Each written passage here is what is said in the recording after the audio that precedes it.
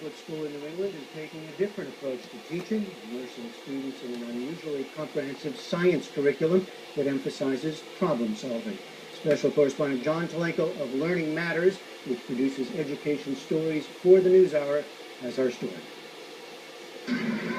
On a crisp fall morning last October, King Middle School in Portland, Maine, invited 8th graders to what it calls a kickoff, the unveiling of an in-depth project that would be at the center of nearly all the students' courses for the next 4 months. So direct your attention to this slide. This is called Earth at Night. Science teacher Peter Hill set the stage. There are certain parts of the world that use a ton of energy. Along with that, 25% of the world's population doesn't have electricity enough. But enough solar energy hits the Earth every hour to supply the entire world's energy needs for a year. So we need to design tools that can capture all that sunlight that's hitting our Earth, or capture all that wind power that's sitting out in the Gulf of Maine. We need to, wait for it, revolt. Hill handed the students an ambitious assignment to fulfill by the end of the project.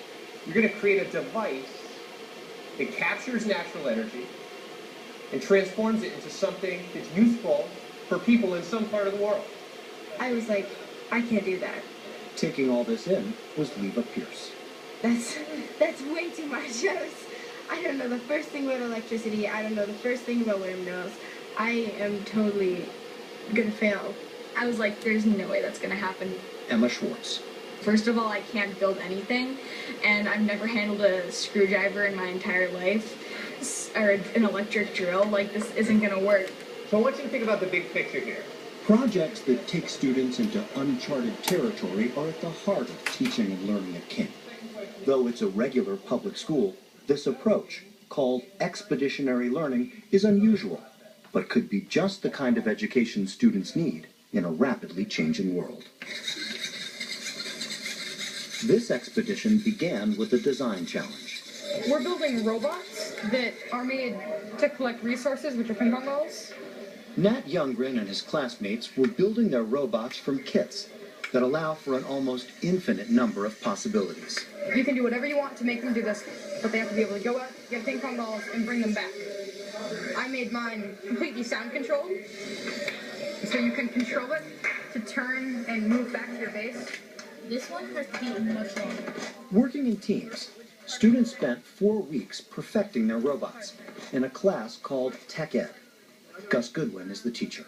This kind of really hones in on engineering. What is the design process? I'll take care of the programming, but You have to program a robot, build it, tinker with it, and get it to work.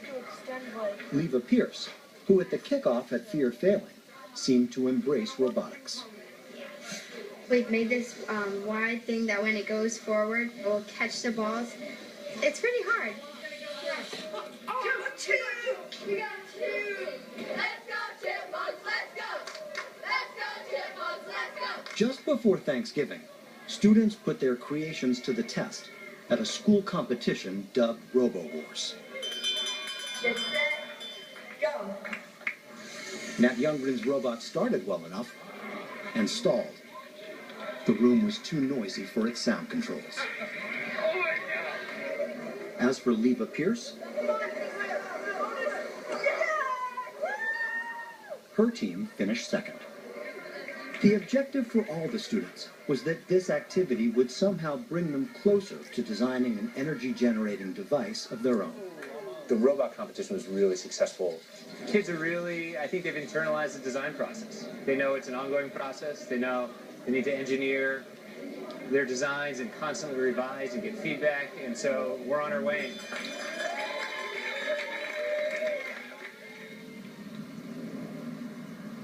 By early December, students were on to the second leg of their journey, learning the science and social issues that would be at the heart of their invention.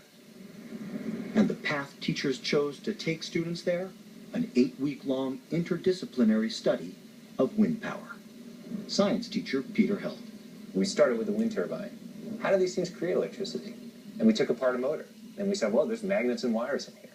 How do magnets and wires interact to generate electricity? To make the learning go deeper, in Tech Ed class, students built working model wind turbines. The criteria for this project is a wind turbine that is stable and sturdy.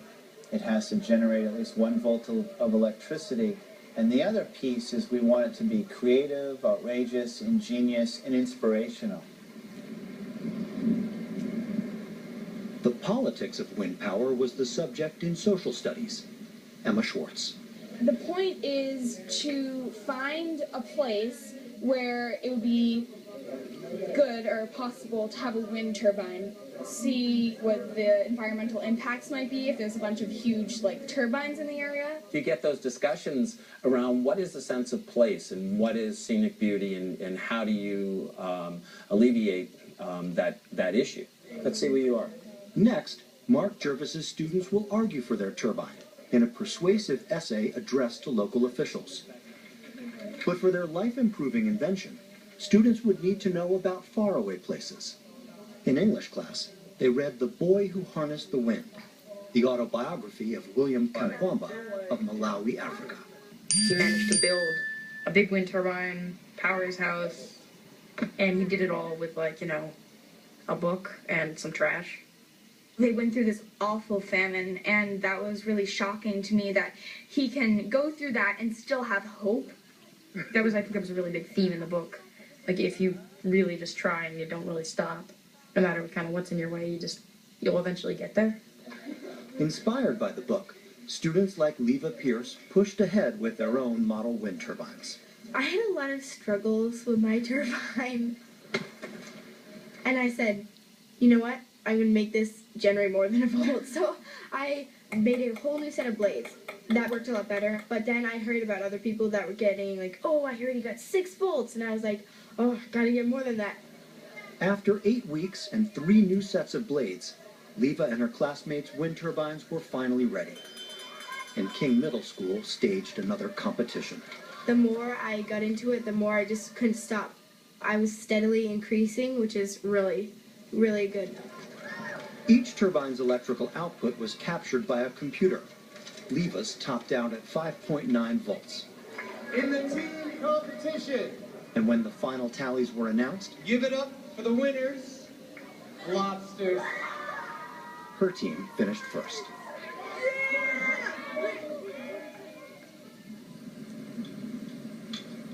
By February, students had reached the final stage of the project, creating an energy-generating device that improves people's lives.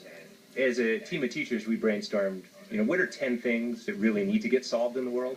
We came up with purify water, light a room at night, charge a cell phone, stuff like that. Just to kind of get kids rolling, just give them a little push to get the creative juices flowing. The assignment was to create a technical drawing. Emma Schwartz designed a light. I call it the rub-a-dub scrub. It's a sponge that generates light, which you might think, oh my god, everyone's gonna get electrocuted, but no, I'm gonna make sure no one gets electrocuted. As you can see, there's a little dome with lights at the top. There's scrubbers on the bottom. The scrubbers are attached to magnets which spin around wires. When you rotate it on dishes, the scrubbers rotate. That creates the electrons to flow, and that generates electricity. Leva Pierce created a crank flashlight. It will have UVB, UVC, and a regular light. UVC kills bacteria in water. Her UVB light is supposed to draw insects away from people. And it will have off, regular, water, bugs, and I'm calling it the Eco Bright. For the final event of the project, parents were invited in to hear all about the students' inventions. The rub-a-dub scrub takes the usually wasted rotational kinetic energy. This is live. You're showing what you're learning to other people, which kind of gives you something more back, I think. And you have to be clear and concise. Giving presentations is so important because it really arms you with skills that you'll need later in life. Just think if washing dishes could be fun. Like Emma's invention, the students' creations will go no further than the drawing board. What's more, as they move on to new subjects and new grades, they may forget the particulars of amps and electrons.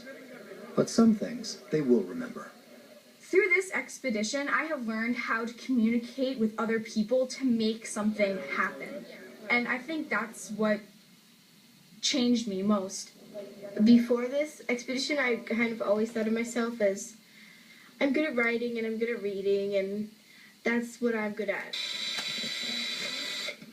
This expedition has completely changed my idea of science. Science is doing, and science is building, and science is creating. What makes this school a success? It's not because of any charter status. It's a regular public school. It's not because it caters to some students over others. It's diverse, with open admission. The secret, as we saw it, was relevance. Usually in school, you learn about things that are happening in the world that are bad. In social studies, you might learn about an earthquake. But I feel that schools shouldn't just be about learning about problems. If you aren't learning about how to solve problems, then what will you be? The expeditionary learning can be found in 161 public schools nationwide. Well, there's one for all of you who write in asking for positive stories. We'll have another look at new ways to engage students in science solving, and Spencer Michaels reports on the Aquarium in San Francisco.